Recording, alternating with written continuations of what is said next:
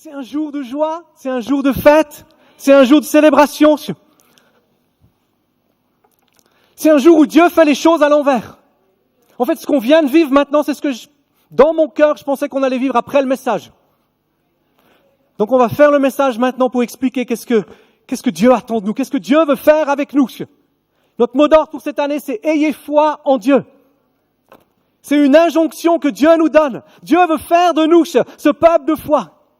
Dieu veut faire de nous, comme j'aime dire, des hommes et des femmes qui croient Dieu, des hommes et des femmes qui mettent leur confiance en Dieu, des hommes et des femmes qui s'offrent complètement à Dieu, qui disent « Je veux que Dieu soit élevé, je veux que la gloire de Dieu soit manifestée, je veux que le royaume de Dieu puisse s'avancer. »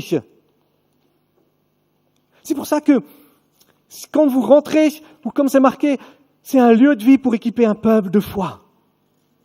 C'est notre passion de vous équiper pour que vous deveniez un peuple de foi. Un peuple de foi, c'est un peuple qui fait la différence. Un peuple de foi, c'est un peuple qui croit Dieu. C'est un peuple de foi, c'est un peuple qui croit que Dieu agit encore aujourd'hui, qui fait encore aujourd'hui des miracles, des prodiges. Un peuple de foi, c'est ce que Dieu veut faire avec nous. Un peuple de foi, c'est un peuple qui voit ses chaises vides. Non pas comme elles étaient vides, mais avec des hommes et des femmes qui vont être touchés par l'amour de Dieu. Avec des vies brisées qui vont être restaurées, qui vont être reconstruites. Des hommes et des femmes qui sont saisis par la plénitude du Saint-Esprit. Vous savez, si ce lieu, il y a beaucoup de chaises vides, c'est parce qu'on a une vision. Pas une vision d'avoir une grande église, mais une vision d'avoir une église remplie d'hommes et de femmes qui aiment Jésus. Une vision avec une église qui est remplie d'hommes et de femmes qui sont passionnés pour Jésus. Une vision avec une église qui vit la réalité. Vous savez, dans Actes 17:6, il y a ce verset où les disciples arrivent, il y a quelques disciples qui arrivent dans une ville, et tout d'un coup, il y a une rumeur qui se répand dans la ville et dit « Ceux qui ont bouleversé le monde sont arrivés ici ». Et c'est ce que Dieu veut faire avec nous. Que quand on arrive à un endroit, les gens se disent « Waouh, ceux qui ont bouleversé le monde sont arrivés ici ». Que quand tu arrives dans ton lieu de travail, tes collègues te disent « Aïe, celui ou celle qui a bouleversé le monde, son monde, est arrivé au travail ce matin. » Parce que la présence de Dieu est avec nous. Parce que la gloire de Dieu nous accompagne. Parce qu'on est appelé à faire avancer son royaume. Amen.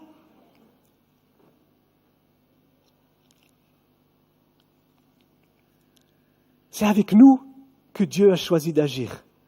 Et c'est pour ça qu'on peut s'avancer comme on s'est avancé ce matin en disant « Je vais te donner ma vie ». C'est dire « Seigneur, je suis d'accord que tu agisses avec moi. Je suis d'accord que tu m'utilises. Je suis d'accord que tu fasses avec moi ce que tu as envie de faire. » On a commencé, depuis le début de cette année, une série sur Hébreux 11. Vous vous souvenez? On a démarré en disant que Hébreux 11:1, que de la foi, c'est l'assurance des choses qu'on espère, la démonstration de celles qu'on ne voit pas. On a posé ce fondement de qu'est-ce que c'était que la foi. Si on doit avoir la foi, si on est un peuple qui a foi en Dieu, on a besoin de comprendre qu'est-ce que c'est que la foi. La deuxième chose qu'on a posée 2 semaines plus tard, on a posé cette réalité que Dieu est le créateur de toutes choses, que tout ce qu'on voit a été créé par Dieu.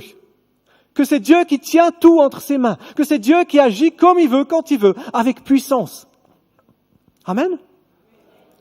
Et ça c'est, si on veut être de celles et de ceux qui ont foi en Dieu, on a besoin de reconnaître qu'il est le Créateur. Besoin de reconnaître qu'il est celui qui met la limite à la mer, celui qui dresse les montagnes. Celui qui agit comme il veut, quand il veut. D'avoir cette assurance dans nos cœurs et dans nos vies.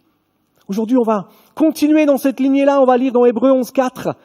Et on va commencer avec ces hommes et ces femmes de foi qui constituent l'épître aux Hébreux, ces héros de la foi comme on les appelle. Et comme je disais la dernière fois, Dieu veut faire de nous des héros. Des héros de foi pour le monde qui nous entoure.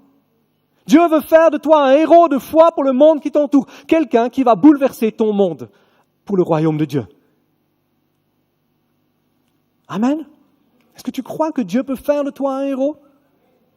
Est-ce que tu crois que Dieu peut te transformer, te bouleverser? Faire de toi quelqu'un qui peut changer ton monde? Dans Hébreux 11:4, il est dit, c'est par la foi qu'Abel offrit à Dieu un sacrifice de plus grande valeur que celui de Caïn.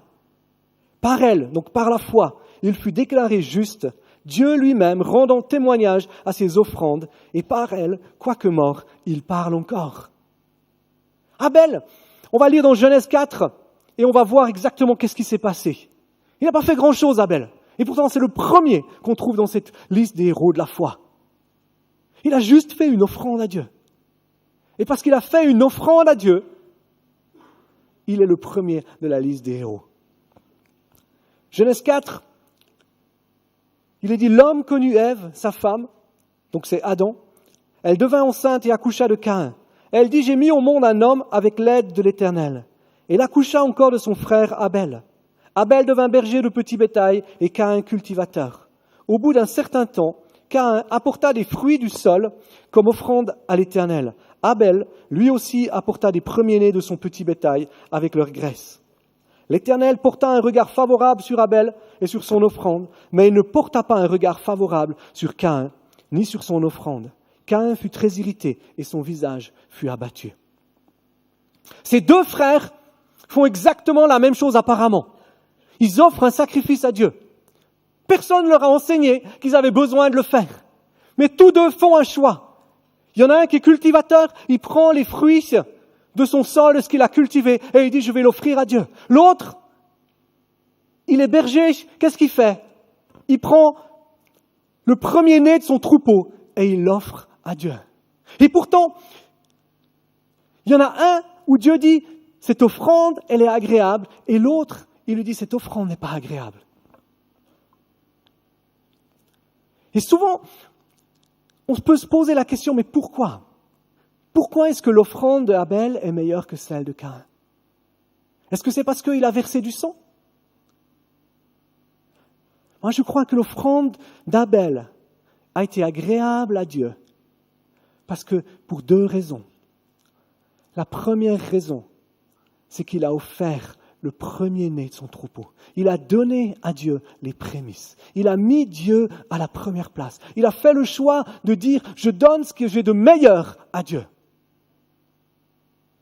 Il avait une attitude de cœur qui était une attitude reconnaissante à l'égard de Dieu. Être un homme, une femme qui a la foi, un homme ou une femme de foi. C'est pas dans la nature de notre sacrifice qui est important.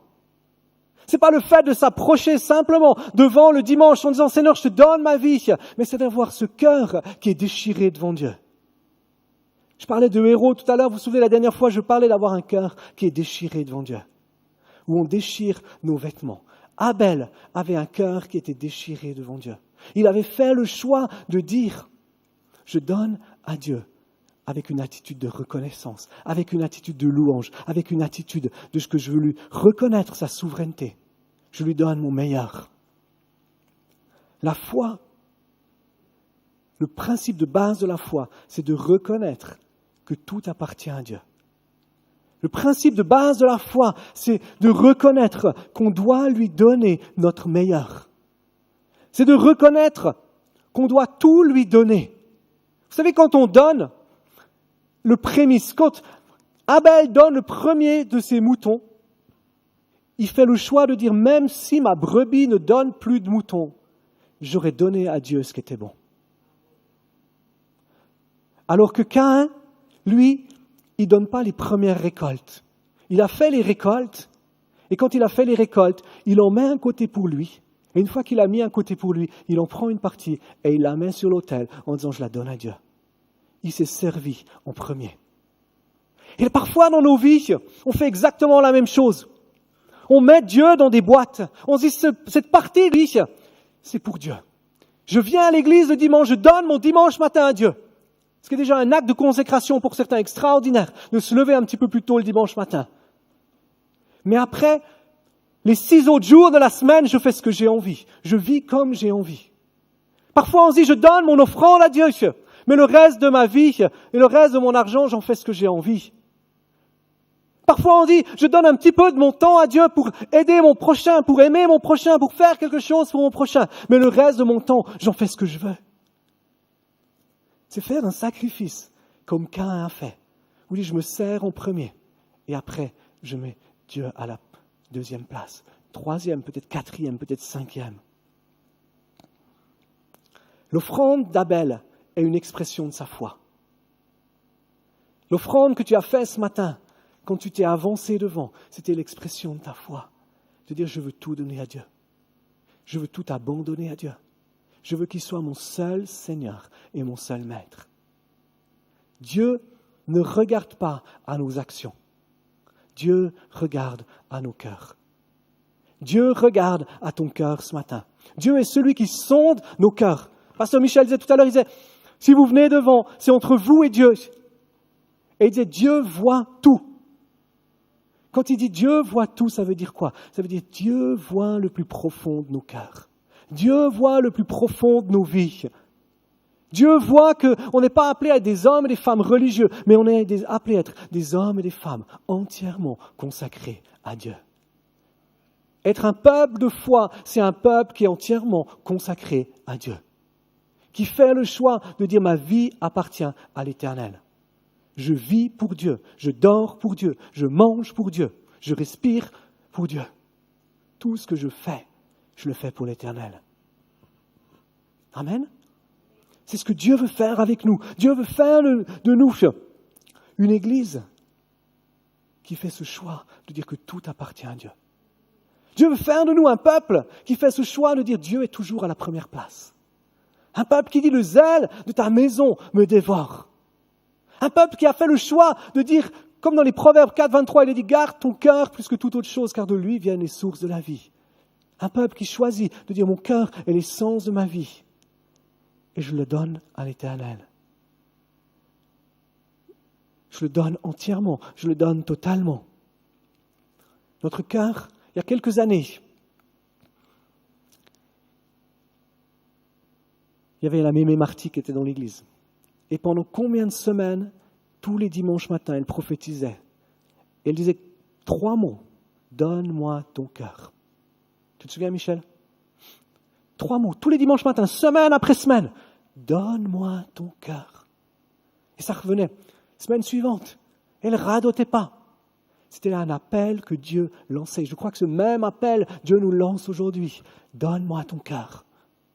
Donne-moi ton cœur.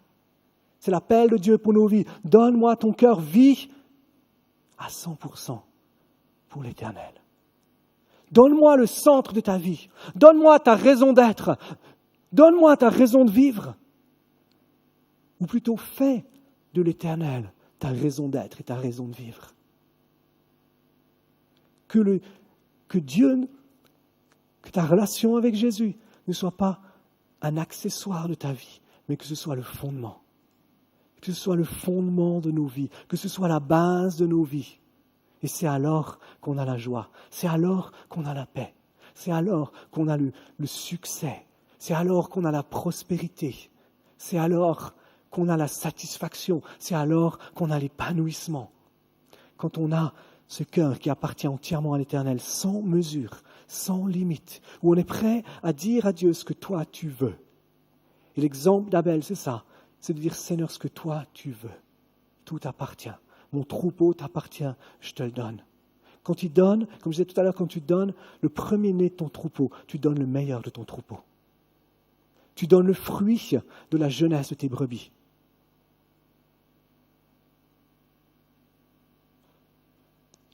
Est-ce qu'on est ce peuple, aujourd'hui, qui est prêt à dire, Seigneur, je te donne tout. Seigneur, je veux te mettre à la première place. Ce premier héros de la foi, il est devenu un héros, il est là. Et il pose le premier fondement de la foi. On ne peut pas poser les autres fondements de la foi si on n'a pas posé ce premier fondement de dire à Dieu, tout est à toi. Ma vie est à toi. Je te donne mon meilleur. Et si on lit dans la Bible, page après page, on voit ce que Dieu fait. Il dit par exemple dans Deutéronome 17, 1, il dit « Tu n'offriras pas en sacrifice à l'Éternel ton Dieu, ni bœuf, ni agneau, ni quelque chose qui ait un défaut, qui serait en horreur à l'Éternel. » C'est faire le choix de dire « Je donne à Dieu ce qu'il y a de meilleur. Je donne à Dieu ce que j'ai de meilleur. Je donne à Dieu ce qui est de mon meilleur, le meilleur de ma semaine. le meilleur de mon temps, le meilleur de mon énergie, le meilleur de mon argent, le meilleur de ma force, le meilleur de mes talents, le meilleur de tout ce que j'ai, je le mets au service de Dieu. Parce qu'il est ma raison d'être, parce qu'il est ma raison d'exister. Dans Proverbe 3,9, il est dit « Honore le Seigneur avec tes biens et les prémices de tes récoltes. » De nouveau, cette dimension, c'est Dieu à la première place. Et je sais qu'intellectuellement, tous ceux qui sont assis ici, vous savez, comme moi je sais, qu'on doit mettre Dieu à la première place. Mais la réalité, c'est est-ce que réellement on le met à la première place de nos vies? Est-ce que réellement c'est lui qui a la décision finale de ce qu'on fait, de ce qu'on dit? Est-ce que réellement on donne le meilleur de notre temps à Dieu? Ou est-ce que la télévision a le meilleur de notre temps? Est-ce que nos amis, nos conjoints, nos familles ont le meilleur de notre temps? Est-ce que réellement le meilleur de ma force, je la donne pour honorer Dieu? Ou est-ce que je me dis j'attendrai la retraite pour servir Dieu? Moi, je crois qu'il y a des gens qui sont appelés à faire des choix dans leur vie. De dire, je veux donner le meilleur de mon temps à Dieu. Il y a des gens ici qui sont assis, qui sont appelés à faire des choix au niveau de l'énergie que vous dépensez. Et de dire, je veux donner le meilleur de mon énergie pour le Seigneur. Ça ne veut pas dire que tu dois nécessairement arrêter ton travail, mais ça veut dire que tu dois mettre ton attention sur Dieu. Dans Colossiens 3, il est dit, quoi que vous fassiez en parole ou en œuvre, faites tout au nom du Seigneur Jésus, en rendant grâce par lui à Dieu le Père. Rendre grâce à Dieu en toutes choses.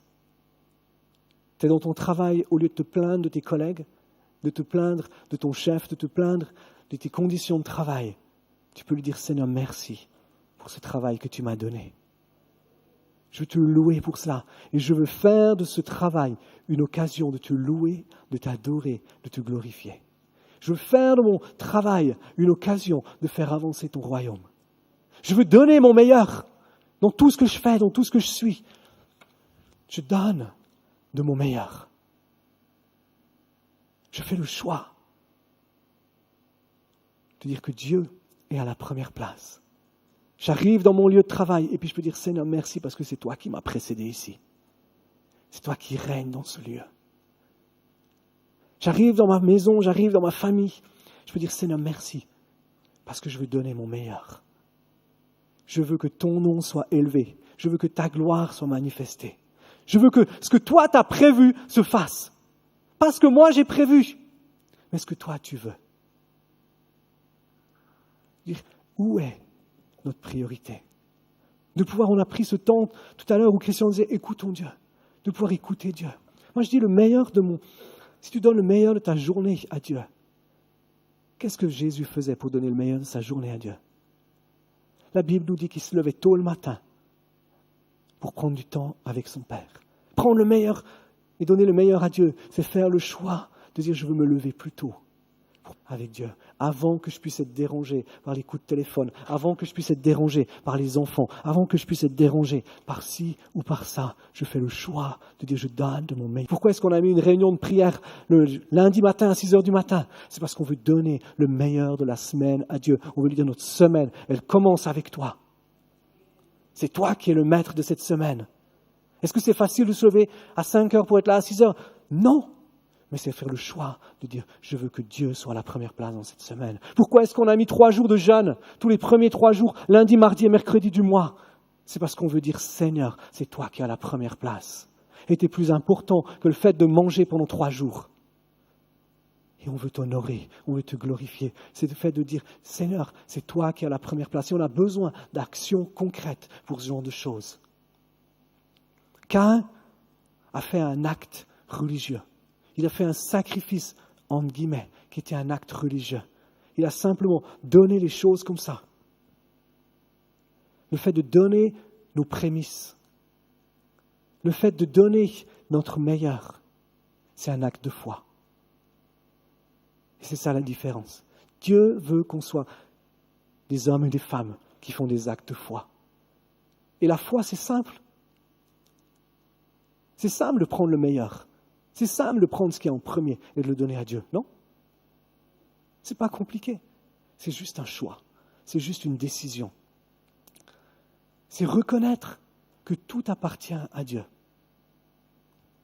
Reconnaître que tout ce que j'ai, c'est lui qui me le donne. Si je suis en bonne santé, c'est lui qui me donne la santé. Si j'ai un salaire, c'est clair que c'est mon patron qui verse le salaire sur mon compte, mais c'est Dieu qui me donne le travail. Et je suis juste un gestionnaire de ce qu'il me donne. Être un peuple qui dit « ayez foi en Dieu », qui vit dans cette dimension-là, c'est un peuple qui reconnaît qu'on est juste des gestionnaires de ce que Dieu nous a confié. Et ça, c'est ce fondement-là qu'on veut poser.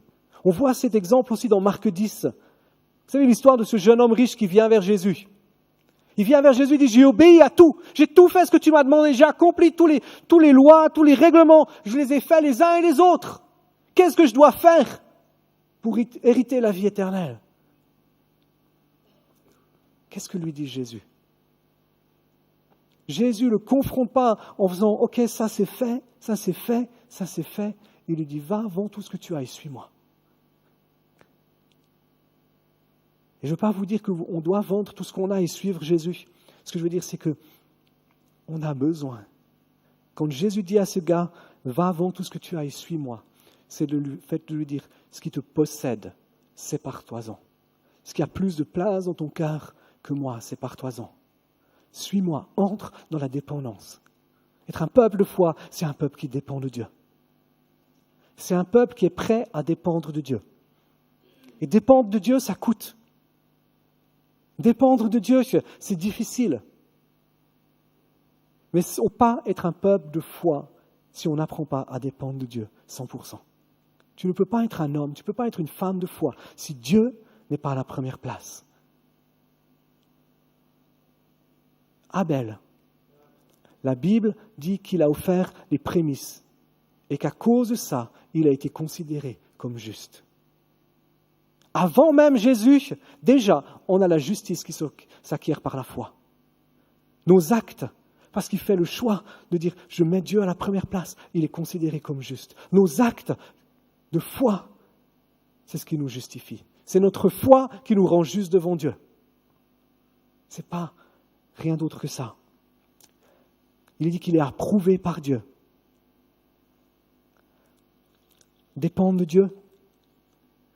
Cette semaine, je lisais dans Exode, début du chapitre du livre de l'Exode. Israël sort d'Égypte.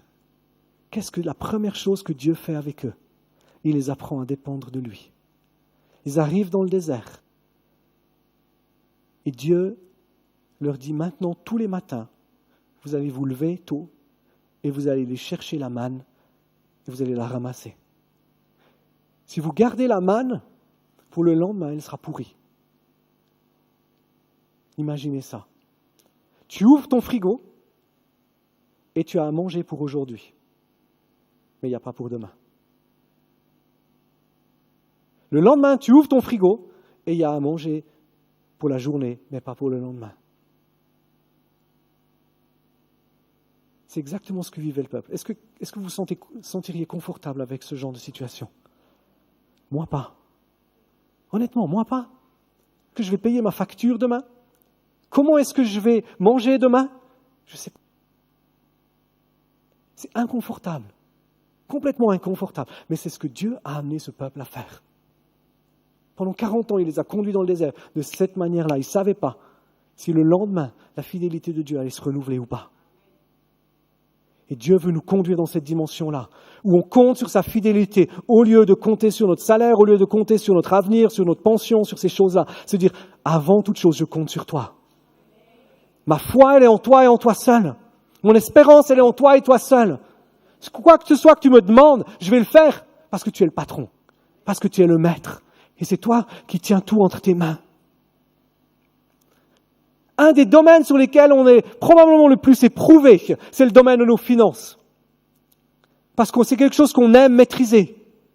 Quelqu'un disait un jour que la dernière chose qui se convertit dans nos vies, c'est notre porte-monnaie.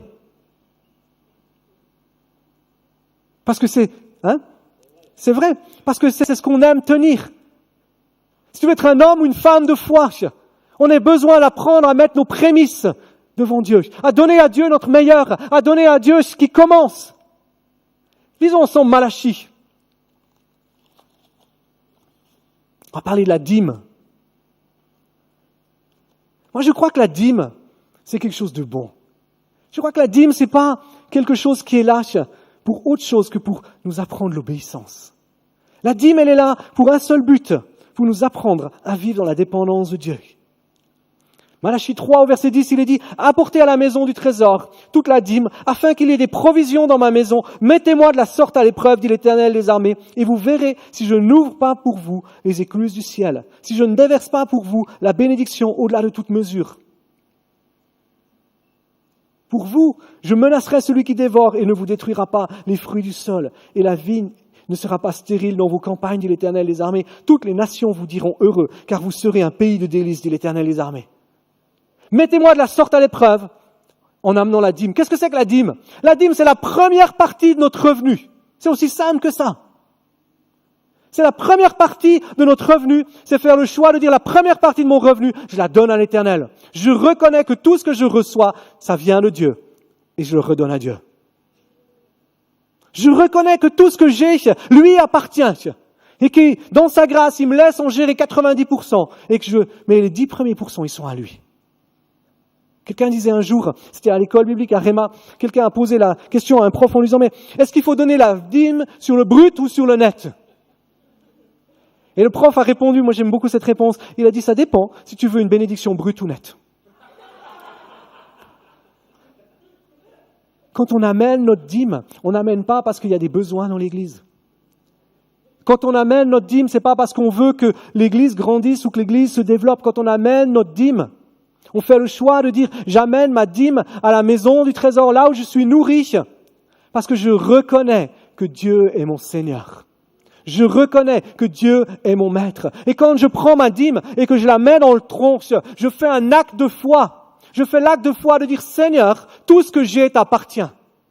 Je fais l'acte de foi de dire que tout ce que j'ai, c'est à toi. Je fais l'acte de foi de dire, je crois que tu vas pourvoir à tous mes besoins pendant ce mois. Souvent, j'ai vu des gens qui disent, j'attendrai la fin du mois pour donner ma dîme. Come on, à la fin du mois, il n'y a plus de dîme. C'est comme moi, tu l'as claqué. J'ai d'autres gens qui me disent, mais je peux pas me permettre de donner la dîme parce que j'arrive même pas tout juste à boucler mon budget avec ce que je gagne. Moi, j'aimerais vous dire, mon budget est plus élevé que ce que je gagne. Mais je fais le choix de donner ma dîme et je sais que Dieu me donne ce qui me manque. C'est un acte de foi. Donner sa dîme, c'est pas, arrêtons d'être religieux. Il y a des gens, ils donnent leur dîme de manière religieuse. En disant, il faut le faire parce que c'est une loi. Non, je le fais parce que je fais un acte de foi. Chaque fois que tu mets ta dîme dans le tronc, fais-la comme un acte de foi en disant, j'ai confiance en toi, Seigneur. Je te loue et je t'adore. Je reconnais que tu es mon Dieu. Je reconnais que tu es mon Seigneur. Je reconnais que tu es mon maître. Et si tu as une passion pour l'église, si tu veux que l'église grandisse, à ce moment-là, qu'est-ce que tu fais? Amène ton offrande. Amène ton offrande.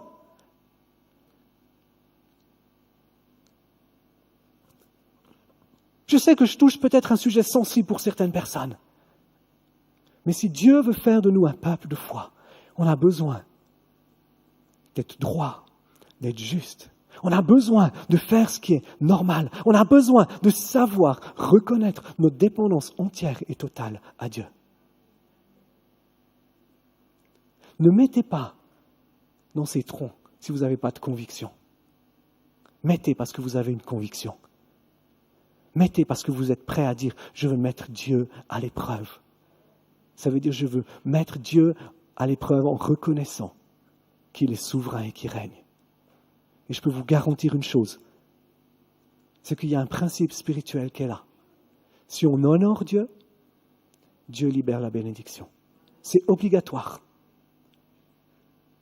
C'est obligatoire. Quand on met Dieu à la première place, quand on vit dans la dépendance de lui, c'est obligatoire qu'il libère la bénédiction et qu'il libère la faveur. on peut s'y attendre. C'est comme quand Christiane sème ses pommes de terre dans son champ, c'est obligatoire que quand elle met les pommes de terre, qu'elle a bien préparé son champ, elle pousse. Non? C'est la norme. Pourquoi je dis ça? Parce que des fois, je vois des gens, ils donnent leur dîme, puis ils disent, je m'attends à rien. Moi, je me dis, il faut s'attendre à Dieu. Il faut s'attendre à ce que Dieu agisse. Il faut s'attendre à ce que Dieu intervienne dans ta situation. Que Dieu libère la bénédiction, que Dieu libère la faveur, que Dieu libère la grâce, que Dieu libère son amour. Ayez foi en Dieu. C'est une année où on veut mettre notre confiance à Dieu. C'est une année où on veut faire le choix de dire, Seigneur, tu as la première place. C'est une année où tu fais le choix de dire, dans tout ce que je vis, je veux agir par la foi. Pourquoi je mets l'exemple de la dîme? Parce que c'est souvent l'exemple qui est le plus difficile dans nos vies.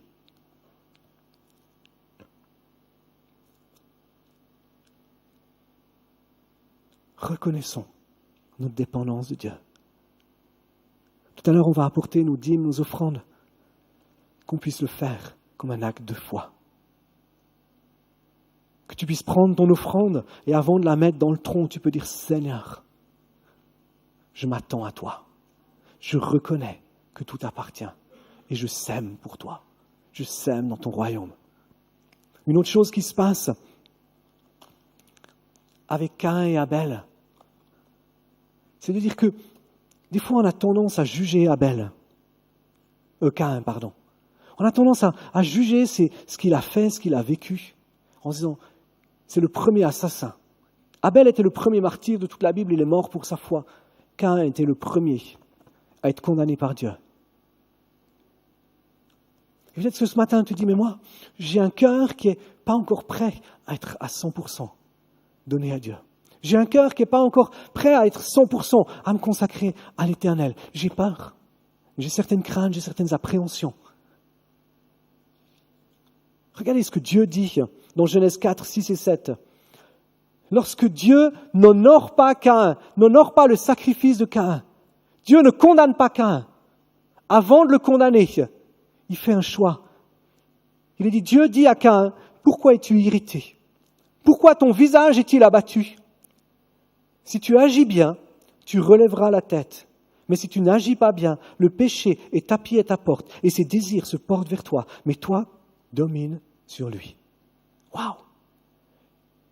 Avant de condamner Caïn, avant de le condamner à l'exil, une marque sur son front, Dieu dit à Caïn, tu as une possibilité de changement.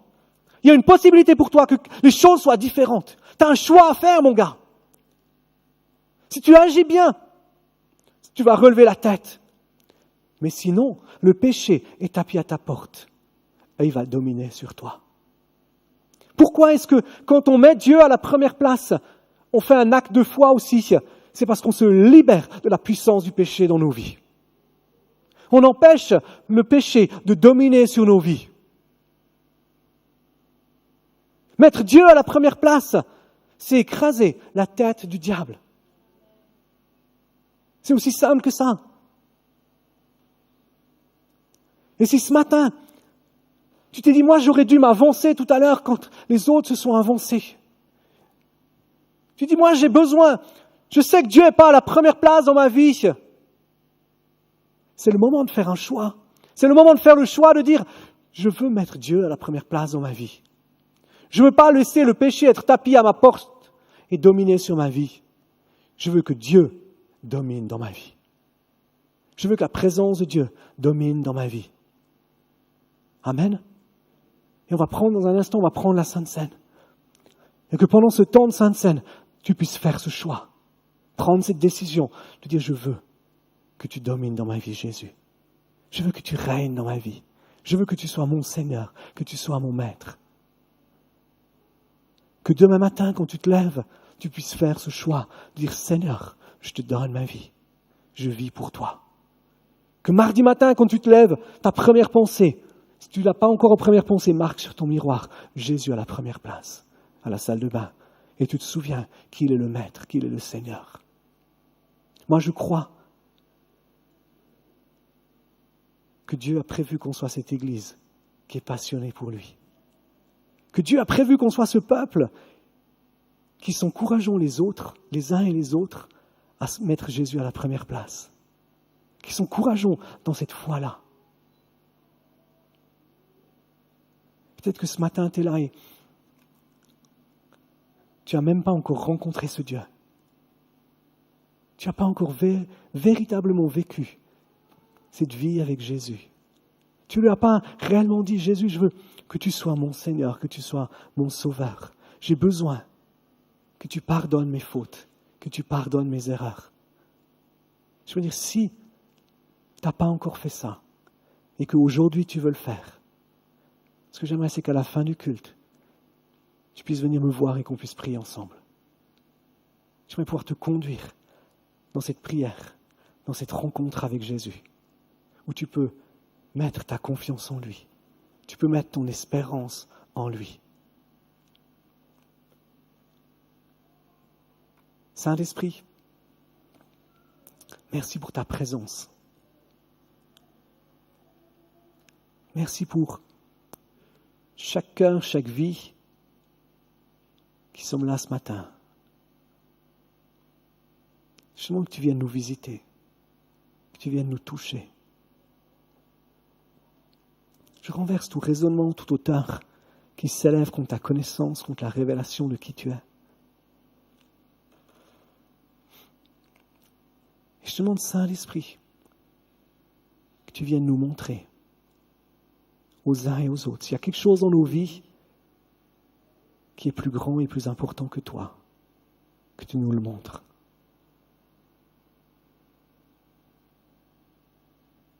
Ouvrez simplement vos cœurs. Laissez Dieu vous toucher. Laissez Dieu vous rencontrer.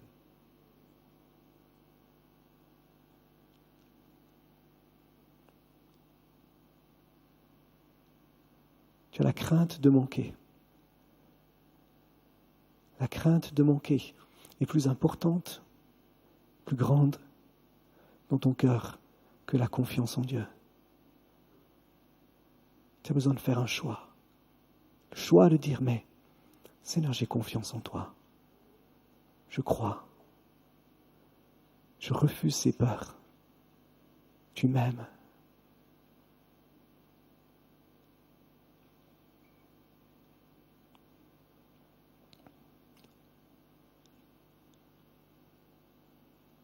Tu t'en es pas rendu compte, mais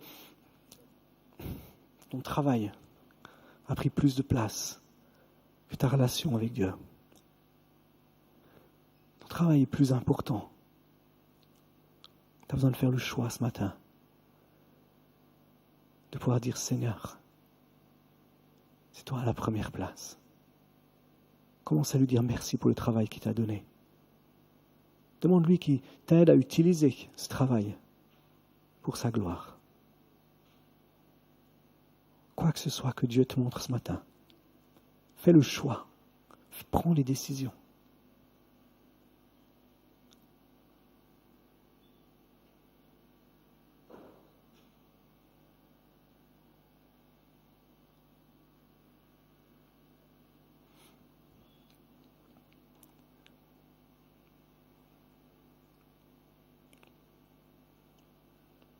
Pour plusieurs, c'est la peur.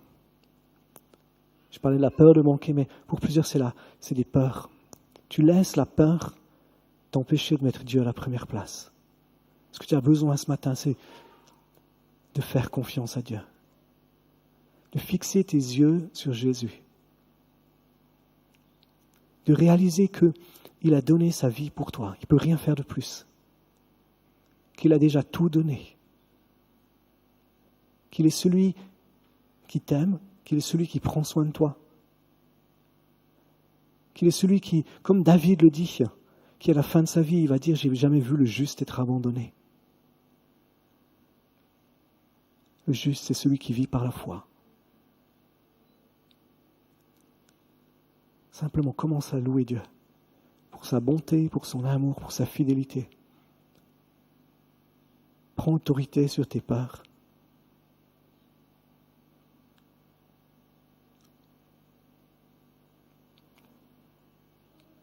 Est-ce que les gars, vous pouvez vous approcher pour la Sainte Seine? Et qu'on puisse prendre cette Sainte Seine en reconnaissant ce matin que quand on prend la coupe, c'est le sang de Christ qui a été versé. Et au moment où Jésus a donné son dernier soupir sur la croix, il a dit tout est accompli. Il a tout fait. Il a tout donné. On peut vivre dans la dépendance de lui parce qu'il a tout donné pour nous. Quand on prend ce pain, c'est son corps qui a été brisé pour nous. Et on a cette assurance que Jésus revient bientôt pour nous chercher, mais qu'il a reçu un corps céleste qui vit, qu'il est assis à la droite de Dieu, qu'il intercède pour nous. Jour après jour, Dieu prie, Jésus prie pour toi. Il a fait ce choix de tout abandonner. Il a fait ce choix de tout donner. Qu'on puisse prendre cette Sainte Seine ce matin dans cette reconnaissance, de dire Seigneur, je dépends de toi, mais je sais que tu vas agir. Je sais que tu tiens tout entre tes mains. Je sais que tu tiens tout